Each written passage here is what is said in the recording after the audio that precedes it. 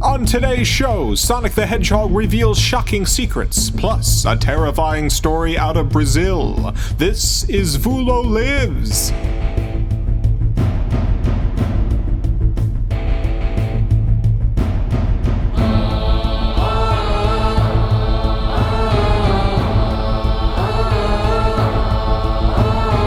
Darkness spreads from shore to shore. Now it knocks upon your door. Will you open?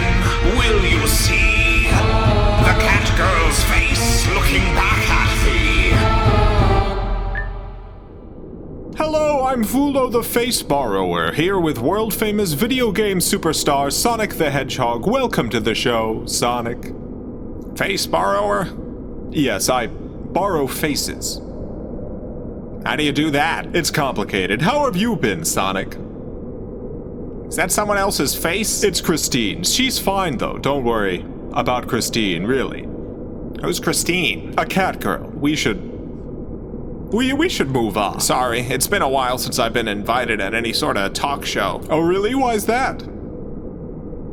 I'm an eco-terrorist. Oh, yeah, of course. How has that been for you?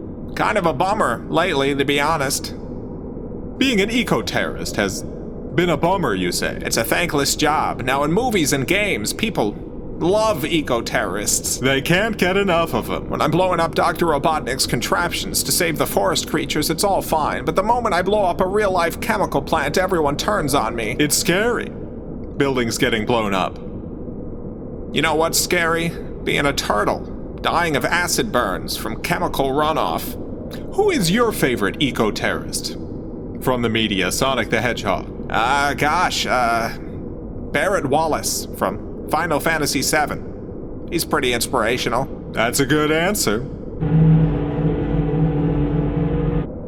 The heck was that? Oh, that's my co-host, the one true moon. I should have introduced them. That was rude of me. The moon? Yes, but the real one. There's a fake moon? You ever hear of, Planet X? Nibiru? Yeah, I used to run in conspiracy circles. Well, the moon in the sky is fake. The real moon, the one true moon, is currently exiled in dark space, waiting for the right moment to return. And it talks to you? Yeah, we're good friends. The one true moon says their favorite eco-terrorist is Krista.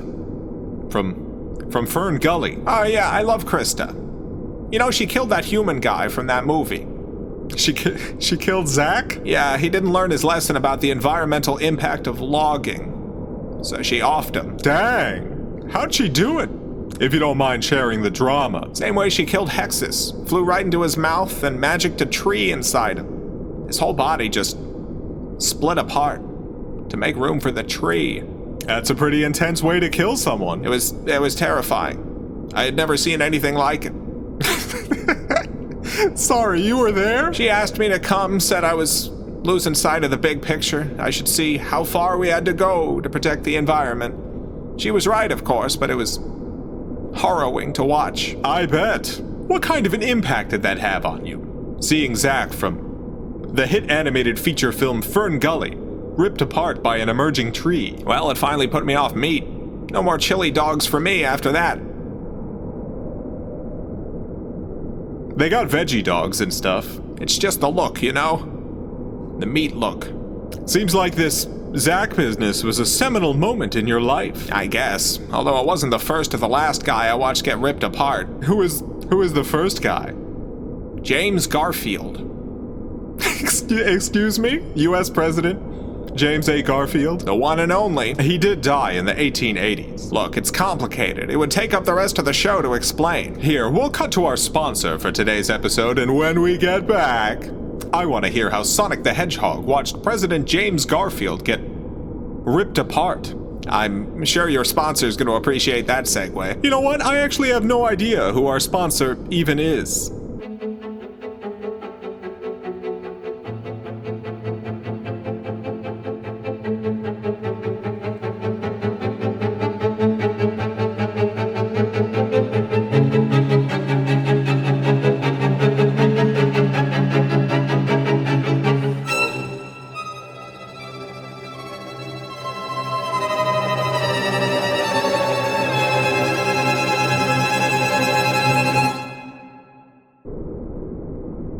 Buy cucumbers, I guess. That's a good sponsor. Quality sponsor.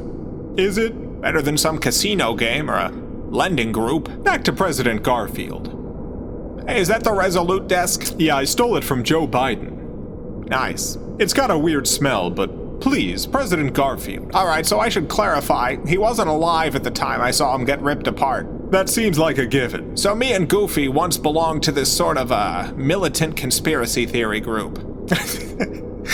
Disney's Goofy? Yeah, the big lanky dog. You think I should get Goofy on the show?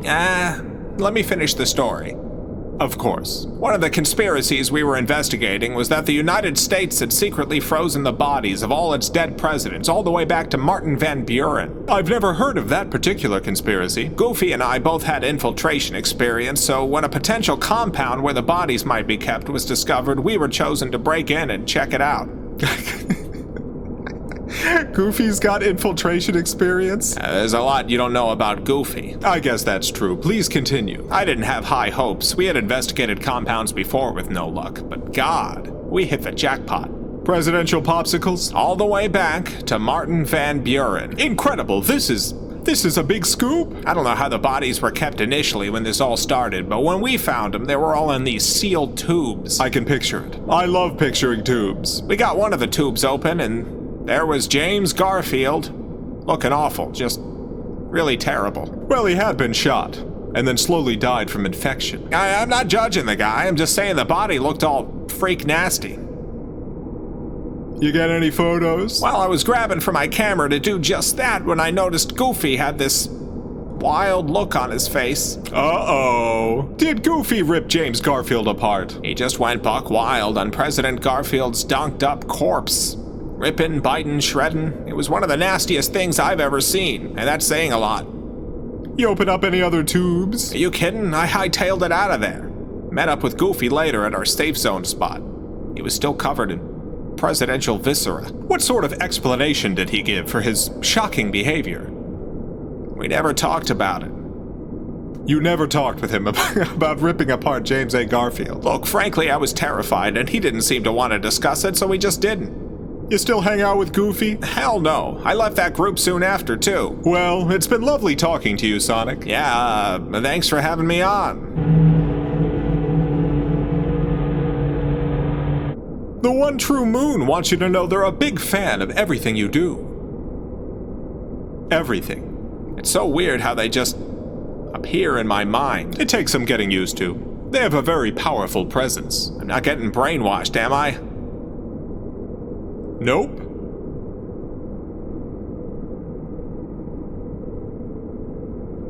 I mean, I don't think so.